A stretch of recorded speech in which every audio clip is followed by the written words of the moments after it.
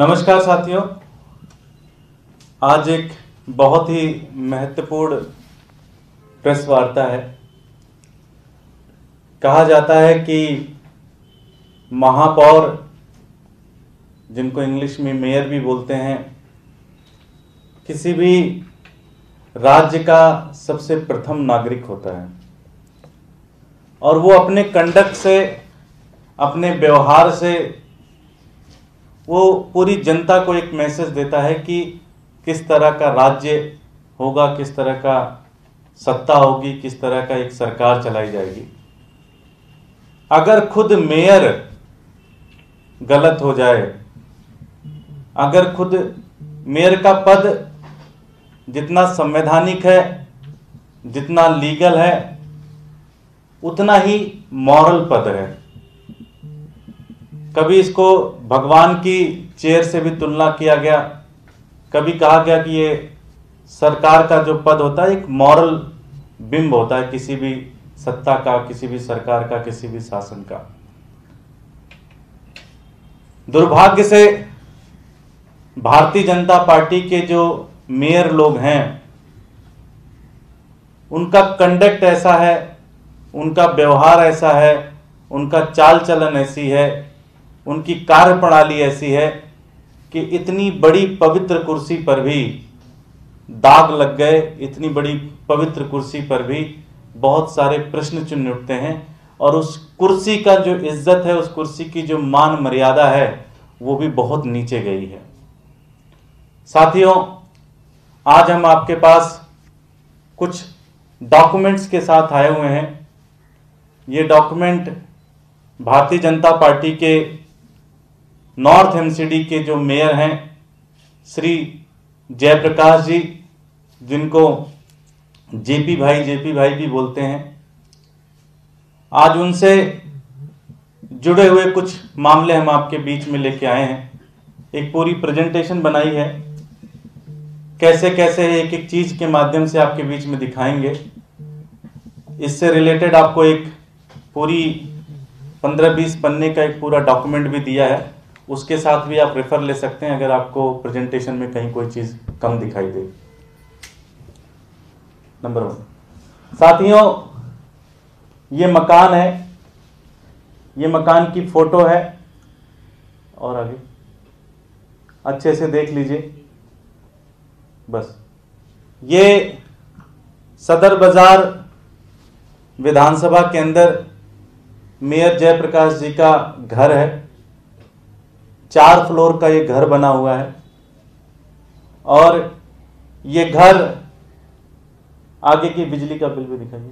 ये बिजली का बिल भी उनके बेटे के नाम पे आता है और ये जो पूरा का पूरा मकान है, ये मकान कब्जा की वही जमीन पे बना हुआ है। ये फर्स्ट फ्लोर से लेके 4th फ्लोर तक की जो पूरी की पूरी मकान है, ये उनकी जमीन नहीं है। उन्होंने अगला ड्यूसुक की जमीन को कब्जा करके बनाया हुआ है। ड्यूसुक क्या है? दिल्ली के अंदर जो झुग्गी झोपड़ियों के अंदर रहते हैं लोग, दिल्ली के अंदर जो गरीब लोग रहते हैं, उनका जब सरकार उनको जमीन देती है, उनके लिए घर बनाने की बात करती है, तो ड्यूसुक को डीडीए और बाकी एजेंसीज अपना लैंड देती हैं और कहती हैं कि आप गरीबों के लिए ये लैंड लीजिए और इस पे घर बना के उनका किस तरह से आपको उनको बसाना है, कैसे करना है, ये जमीन उनको दीजिए। तो ये ड्यूसुक की जमीन पे ये घर बनाया गया। ड्यूसुक की जमीन पे जब ये घर बनना शुरू हुआ,